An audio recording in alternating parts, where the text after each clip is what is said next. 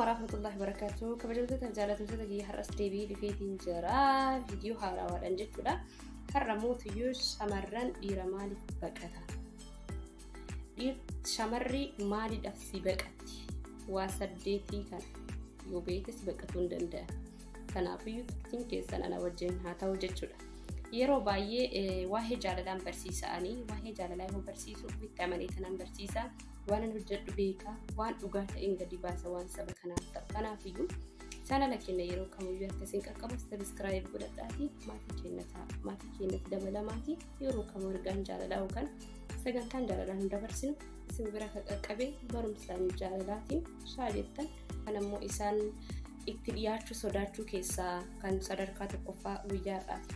Qabate maalidha hojjetan jarjara keessanidha. Jarjara keessa yoo isin jedhu dhiirri tokko irraa mul'ata fedhiin isaanii kan yeroo takka jechuudha yookaan fedhiin yeroodhaaf akka inni yeroodhaaf isii barbaade isin irraa mul'ata kan maxxechaadha. Jarjara keessanirraa isinirraa beeksisa. Gaaf isinirraa beeksisa marri garuu isin baqatu jalqabu jechuudha isaa. Bakka maaliif isinirraa beeksisa jarjara keessan saniifiyyuu haga feeti garmalee isii jaalattee isii barbaada sun jiraatte fedhii kan kedhoo ifadhuudhaaf yaali. Akka isii barbaaddu isii argitee isii haqqattee isii wajjin tacamaallaytee itti gammaduu ni barbaadami garuu dho'isadha akka sirraan beeksifne jechuudha. Gaafa sirraa beeksisee garmalee isii barbaacha akkasitti jarjartee isiin si baqachuu jarjarti siyyantee maaliifi boruun aan ta'u kun ammanatti fayyadamee nagatuu barbaada kanaafuu jalaa baqachuu murteessuu qabaa jetti. Kuni akka isiin si baqattu akka isiin si sodaattu keessaa darajaa tokko jechuudha. Kanaafiyyuu waan akkasii ni barbaada dhiirti kamuu ni barbaada garuu dhiirti obsa qabu ni jira dhiirtirraa hin beeksifne ni jira jechuu barbaadeeti saniifuu waan akkasii sanirraa of eegaa jechuun baasii itti garuu garmalee yoo ati jarjartu sirraa beeksisa seeras akkanumatti si beekan isaa waan ta'eef akkasiin godhateedhaati tasgabbaa'e jechuudha. Dhiirochee shamarran amala isaaniitti irratti ati fedhii daqiiqaatii fi ariifachuu sonteen isaan filannoon isaanii maalidha sirriitti si beeku si qorachuu ati kan isaa ta'uu ati kan ishii ta'uu murteessanii sirriitti si qorachuu waa'ee gara fuulduraa haasa'u waa'ee kanaata irratti sirriitti haasa'anii sirriitti okee godhan booda wal arguu kan immoo wal arguutti deema isin garee miti. Garuu isin ariifattanii kana mara dhiiftanii isii qofa argitanii dhungachuu isii bichaa wajjin sanii ariifatan sun immoo isin irraa beeksisa waan ta'eef waan akkasii isin akka baqattaasisuu danda'a. Kanaafiyyuu dura shamarri ka barbaaddu maalidha waa akkasii osoo hin ta'in ati akka kan isii taatu dursa halaala akka taatuuf kan isii fi kan isii taate akka halaala si godhattee achi booda jireenya fi wajjin jalqabdu barbaaddi jechuudha. Lammaffaadha walitti deebinee jirra. Lammaffaarratti shamarran akkasitti hin dhiyaanne kan isaan taasisutti hin dhiyaanne isin jedhu kanama wal jaalattanii jirtan kana wal jaalanne jettanii kanuma walii galtan kana enjoy gochuu irratti kan isaan hin barbaanne jedhanii sirraa baqachuu danda'a sitti dhiyaachuu isaan sodaachisu keessaa lammaffaan maalidha ni beektaa? Lammaffaan waa hundaayyuu ishee jettee ati dubbii kan kennuufi. Kanallee isii barbaadu irraa kaka'e yookaan isii jaalattee isii argachuu irraa kaka'e onnee kee guutuu kennitee fi ishii jettaa. Ishii waa hundayyuu ishii jettaa. Ishii gizeen jettuun gaafa mana gayattee ni jaartitee taate ishii jedhiin garuu gaafa haga isiidha walitti dabalamatti fatanaa guddaa qabda fatanaa guddaa jechuudha. Waa hundayyuu ishii ati jettuun sunii ati akka itti isii argachuufi isii barbaadaa jirta waan ta'eef isiin garuu gara biraattis fudhatu dandeetti jechuudha. Kun hojii hin qabu. Fakkaan si daawwattee gizee gaafa akkanaa wal agarru gizee akkanaa siin jette. Ishii jettaan daddaftee. Kun hojii dhuunfaa hin qabu. Manaachis taanu. Waa akkasii siin jette si galtee miti. Kanaafiyyuu indoon gaafa isin si qaxarsan xiqqoo biiziidha. Hojii qaba xiqqoo biiziidha laa hojii qaba akka badaa. Kama rafaa jirtu kana hojii qaba akka badaa. Isii keessatti fedhii wayii horachuu dandeetta. Si arguudhaaf. Angoo abgaati bakka gaafati jalaa bizii tartu isii xiqqoo baqannaaf bakka akkasi arguudhaaf fedhiin keessa isiitti jiru si argachuudha bakka. Garuu ati waan maraa ishi jettee yeroo qabdu hunda kennitee isii jaasaftee ishi waan maraa ishi isii barbaadu irraa kaka'e over isii jaalatu irraa kaka'e jechuudhaati. Ishi ka jettuun garuu kunis isii akkasii sodaatti sirraa bakka si taasisuu danda'a jechuudha. Kanaafuu waan mara ishiin jedhu. Ammallee yeroo qabdu guutuu investitti hin godhin biizii jalaa ta'e hojii qaba jedheen. Hojiin qabnisu ta'e hojii qabaa jirrafaa jira hojii qabaa jedheen.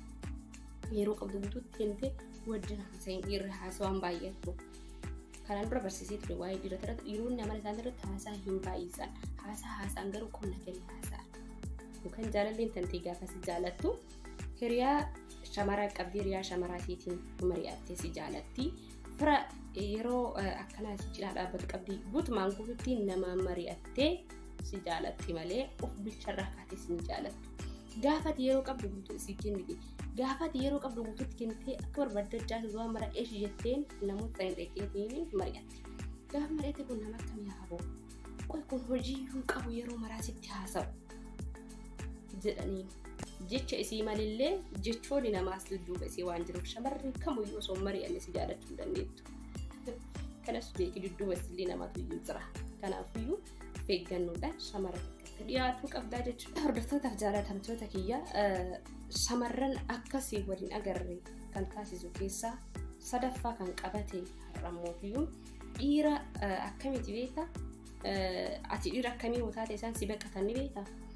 Fakkeenyaaf fudhaa arginu haa jennu yookaan silkiidhaan haa ta'u dhiira xibaarii baay'isu siin jedhu annama akkasii ture bara.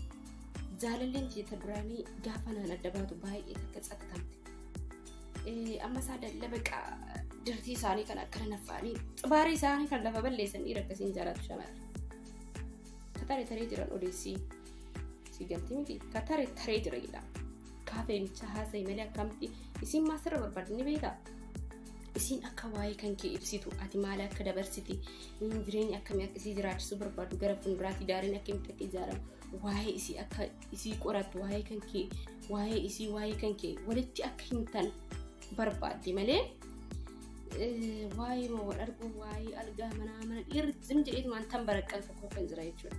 Haasoo zim jedheetuma margi bakka alalla margi haasa'u akkas naan jedhan bakka of waxxaruu. Keeriif kaasuu jechuudha waa akkasiisan hin jaalatu shamarri akka abbadiin dhiisa chumatti. Shamarri waan akkasii hin jaalattu akka abbadiin dhiisa chumatti. Iskeerii kan gadi buusee waliin kaasee isitti hirwaasa. Gadi buusee hin jedhu bakka irras hin geessin steep manaa sa'i. Xiqqoo lash godhe. Hirruma lash godhee bareedde. Sigalaami akkas jaalatti shamarran jechuudha. Kanaafuu yeroo ati akkasitti waa'ee laayivii dabarsitee sana akkasii manaaman kuni qullaaf jechuudha akka hiriirrisaas hin jetti. Safara geetu argu gaafa san akkasitti jejjee gaafa galti siin biluuksii gatti akka. Kanaaf waan akkasitti irraa of eeggadha. Tolee kabajamtootaaf jaalatamtoota kiyyaa arfaffaan immoo maaliidhaan beektaa? Arfaffaan kan isaan akkasii waliin argine sirraa baqatoo isaan taasise keessaa arfaffaan maaliidhaan beektaa? Arfaffaanii waa'ee kan kee waan ati hin ibsineef pilaanii kan kee beekuu barbaadan maaliif sirriitti waan arrafuu barbaadanii fi eenyummaa kan kee sirriitti waan ati hin ibsineef amma isii barbaachisaa amma waa'ee keetu maal isii barbaachisa amma jaalalli kennuuf qofti gahaadha. Akkas jettee yaadi waa'ee kan kee maal akka hojjechuu barbaadu hojii irratti akka bobba'uu barbaadu eessa akka jiraachuu barbaadu akkamitti akka jiraachuu barbaadu guutuu kan kee dhugaa waan jiru saba osoo hin taane ittiin barbaadde kana dhoksitee jaalala bichaa kennaaf yeroo isii waa'ee sanii si taasisuu feetu bakka san cuftee daddaftee bakka biraa jira dabarsite. Kun immoo isaan akkasii baqatanii hin taasisaa jechuudha. Kanaafuu waa'ee kan kee gilxii godhiitti ittiin dhugaa jaalala taananii osoo ittiin dabalannee fi osoo cimdiqii takka hin jalqabne duratti gilxii godhi waa'ee kan keetti akka isiin beektu akka isiin gammaddee si duukaa jireenya isii jalqabdu jechuudha. Kuni shamarran akkasii waliin argine taasisuu hin danda'a. Jaalalleen kan kee akka jireenya si duukaa hin jalqabne si taasisuu hin danda'a jechuudha. Guutumaan guutuu galaa miti. Kanaafiyyuu pilaanii kan keetti argine jaalalleen kan kee akka jireenya si duukaa hin jalqabne kan taasisu keessaa isii dhacalanne qabu yeroo maraayyuu sammuu kee keessatti seefii isii godhachuu. Kun immoo sirraa hin beeksisa. Fakkeenyaaf si kaasuu danda'a. Jaalallee tantee laaqanaa fe'ii yookaan immoo qursii ta'ee mataa yaa ta'uyyee xirees ta'u affeertee yoo jettee tsanaan naqamu akkaataa itti teessuma kan geessi ilaalti. Akkaataa itti tsanaan naqamaa jirtu ilaalti. Maal nyaata maal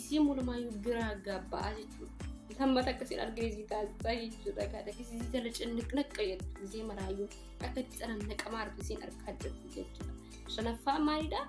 Inni canaannaqameen isii seetiin godhee sammuu kee keessatti jaaladhu baroonni keessa kaadhu garuu akkam taa'uu qaba, akkam godhachuu qaba, akkam haasa'uu qaba yeroo isii wal argu. Akkasitti adda beeki zinjitti dhumaan rakkatiin cinqii ofiin kaayin ga'a hayi. Si jala miti dhiira tokko jira bakka jarjaraan tokko fadhaa gumisii wajjin ni jedhutti. Warra taabzabaatti. Kanaafuyyuu of eeggannoo godhechaa. Inni canaannaqameen sammuu kee keessatti akka seefii ta'e sirraa mul'ata haasa'uu kee irraa tan qumaaxxatuu kee irraa. Bakka dhiira tokko jira gadumaayyuun taa'u akkanum godhata bakka maasii jajacha maasii fidu niyyee eebaliyyee biraan hin jaalladhu dhiira akkasii. Dhiira akkasii hojii dhugaa dhiirri fi damanamummaa qabaatee akkasitti akka taatu hin barbaadu lammata si argu ana akka kootti lammata arguu hin barbaadu dhiira akkasii. Dhiira maloota akkasii godhatu arguu hin barbaadu. Namni martaa jedhee ofirraa iyyuu taa'uu hin danda'u dhiira akkasii canaannaqamu wajjin kan shaayii dhuguu hin danda'u laaqana nyaachuu dhiisii guys. Kanaafuu akkasiis amala akkasii illee shamarri irraa hin barbaadu jechuudha. Asitti dhiyaatu isaa sodaachisu keessaa amaloota argisiiftu keessaa jechuudha. Kuni dhiiruuf akka baduu barbaadu dhiira akkamis hin jedhu dhiira of dhiisee eenyummaa biraa handaaraa bitatu.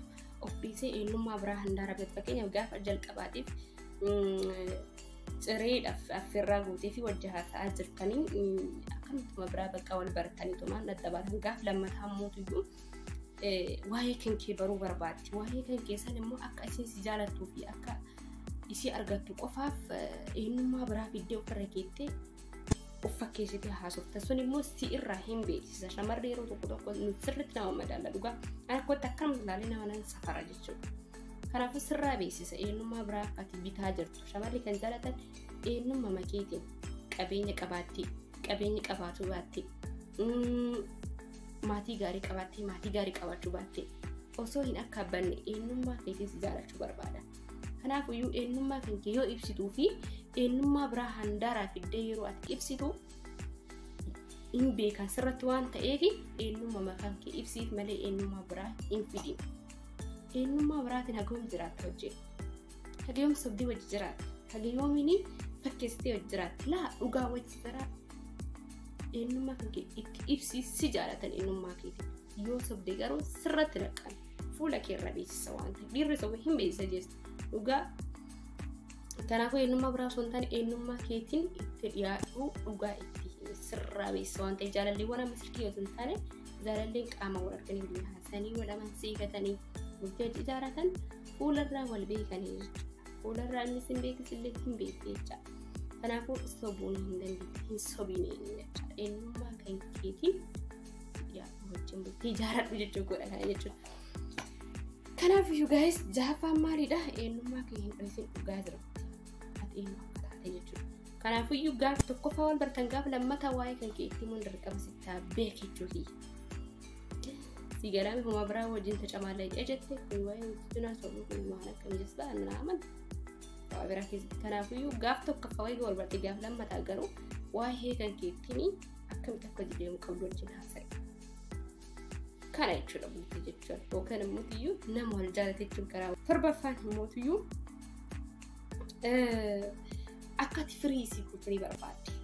Gaafa sii wal argite firii akka taatu akka waan akkaayyuu isii hin taasifamne akka firii taatu bakka akka barbaadde haasofte akka barbaadde taphattee waan barbaadde waan fedhii keessa jiru akka barbaadde shaashan baay'eetti bakka firii akka dibuutu bakka fataa akka jettu barbaadde sii galtee miti yoo isii waajjiru taasifamu. Dhiira akkasii tokko tokko kostaarraa tokko ni jira. Jettaan dhugaa dhiira kolfin hin jaalladhu. Dhiira ta'ee dhalallee nama kolfin hin jaalladhu. Nama kostar jedhu hin jaalladhu. Boqoqee mana guutu hin jaalladhu. Gaafa si walgatan shaa jettee firraa fataa jettee Bakkaatti dhiiftee waan libbii sirra jiru haasoftu waan barbaadde haasoftu waan barbaadde siin haasoftee haasaphattu akkasitti dhiiftee akkasiin haasoftu iyyama kennitu ayyama jechuun sirraa beeksisa jechuudha simarraa beeksisa nama tokko wajji taphatu si jibbisiisa wajji kolfi wajji harshaqii taphatu gaafsii wal agartu akka konfideensii kennituuf barbaadde jechuudha akka barbaadde si wajjiin taphattee kolfitee yaada barbaadde illee kolfitee yaaduma xiqqoo isin jettee maaliif akka nuufachuu waan akkasii hin jaalatu firii akka taatu bakka natsaa taatee akkasiin natsaa taatee kolfitee firii taatee taphatu haala mijeessuu qabda akkas ta'uu qabda nama akkasii ta'uu qabda nama isin akkasii duukaa taphatee kolfii ta'uu qabda fakkii maatii keenya keessatti kolfii taphatee saalfadha maaliif faamilii koo waan ta'e akkasii godhatu barbaadisiin jechuudha kanaafuu nama akkasiisan ta'ee jechaadha nama xiqqoo akka tuufiin kolfiin baalagee yoo jechuun sun tokko tokko isin jettuun baalagee fiilmii kana laaluun isin jettuun baalagee sanii fiilmii irra jechuudha kanaaf firii akka taatu barbaadu firii godhe saniif iyyuu dhiirochee best friend witiif jechuun yaani bakka firii gaafa sii wal argite bakka fataa gaafa lammataatu sii wal arguudhaaf hin ariifattee jechuudha jaalalleen kan ta'e incinqiin bakka akka waan barbaadde hashayxee gammaddee sitti haasoftu waan garaa isii keessa jiru sin dho'isitu bakka asii galtee goddanyaa ta'eef yoo isin jedhu waan mararratti jetti kolfi asii galtee yoo akkasitti ta'e sitti haasoftii keessa isii galtee miti kanaafuu best friend ta'eef bakka asii galtee nama hiccitii isii koflaa sitti hima nama bakka rahaas irratti godhatta akka ta'uu qabdi best friend jechuun nama sammuu namaa gammachiisu bashannansiisu akka jechuun sammuu si bashannansiisu jechaadha asii galtee miti ummati qoratti si taasisamu akkasii hin jaalatu shamarran kanaafuu fataa isii godhe kabajamtootaaf jaalatamtoota kenna okay hordoftoota kiyyaa akka safuudhaan hin jenne jechuudha barumsa safuudhaan keessatti miti jira 8ffaan inni dhumaa jechuudha wajji bultee qofaaf halkan tokko jaalallee kee akka gootu goota amansiiftee wajji bulteef jaalallee tantee ta'uu hin dandeettu dhiirri tokko jira wajjini rafee jira bakka isiin eenyu si hajamaa maadni waaqsi sammuu keessa jira dhiira keenya keessumaa jechuudha kanaafuu wajji raftee qofa miti asii fataa halkan tokko isii wajjin bultee